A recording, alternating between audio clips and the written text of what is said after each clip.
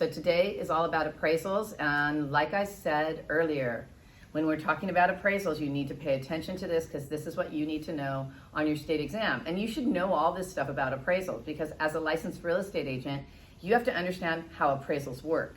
What I'm going to do is I'm going to not really look at the book right now, and I'm going to tell you what I know you need to know. So pay attention. We'll go over it again in the book so you can highlight it. But there's three main types of appraisals, okay? And the one that you're going to use as a real estate agent the most, when you meet an appraiser and you sell a residential property, you're going to use the market data approach, okay? That's what it's called, market data approach. Now, when you think about appraisals, all you have to do is realize what is the name of the type of appraisal and what are you appraising? So the market data approach uses comps. We call them comps in the business. They're really comparable properties. Are they the same kind of properties? Apples for apples, okay? And as a real estate agent, you're going to know if the comps are valid comps or not. So a valid comp is a home that's in about the same kind of condition that your home is. So you take a listing. Before you take a listing, you have to know what that property's worth. The easiest way to do it is a shortcut. And the shortcut will be on your NMLS if you're going to be using NMLS, which is California Regional MLS. If you're using that and your board uses RPR, and RPR is Real Property Report. Okay, Real Property Report. That's not on the test, but you're gonna need it a lot in this business. Because you go on to, when I'm in a hurry, I go on the Real Property Report, I click on it, it asks me for the address, I put in the address, I click the button, and I believe it's a national database. And what I do is I put the address in, and it pops up a picture of the home, tells me the value, tells me the approximate range of the value, it tells me who owns the property, it tells me how many bedrooms, how many bathrooms, what's the square footage, and what's the lot size. It also, get this, will give me the comparable properties, what has sold in the neighborhood recently. So because you can cheat and use all that if you're in a hurry and you're going on a listing appointment, but you really should give yourself time before you go on a listing appointment, because what I do is I do that quickly to get an idea in my head, and then I go on and I look for the comparables.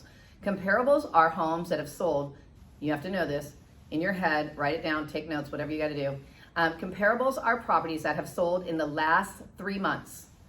Okay, now follow me. They like 3. Remember, they like the number 3. In the last 3 months, they need a minimum of 3 comparable properties. They have to be within 1 mile. That's an absolute. If it's more than a mile, the underwriter will not use it as a comp. They'll throw it out. The appraiser won't use it. So within 1 mile, 3 comps, 3 months. That's 90 days, right? I did say 90 days.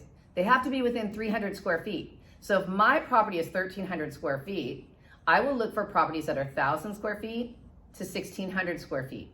If the comps are bigger, I will figure out, okay, it's this much bigger, and I will bring down the value to my comp. If the comp is smaller, I'll take the sales price of that and add to that and say, well, my house is going to be worth a little more. If a comp has a feature that I don't have, such as a pool, so the comp has a pool. Believe it or not, you guys, I've been going back and forth in my head, and one of my friends is like, Sharon, you know the pool's not going to get you anything. You're smarter to add square footage to your house because a pool is like 70 grand. She goes, add a small room addition to your house as opposed to a pool, and you're going to get the value. If you put a $70,000 pool in your backyard, you're going to be lucky if you get $20,000 of that back.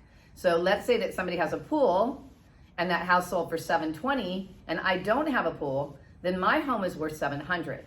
Okay, so you take the value and you go up and down with the value of the comps to get your value. Okay, that's why it's called market data. You're using market information to figure out the value.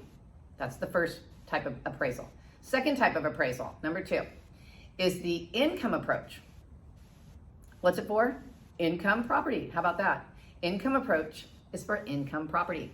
So if your property is a duplex, a triplex, 4 units. If you're doing commercial, because remember that commercial is anything over 4 units, and it's making money, the appraiser is going to base the value of the property on how much money it makes. So if you're going to jump into the investment world, make sure you understand that just because you have a 4-plex in Beverly Hills doesn't mean it's worth 4 single-family residences in Beverly Hills, because it's not.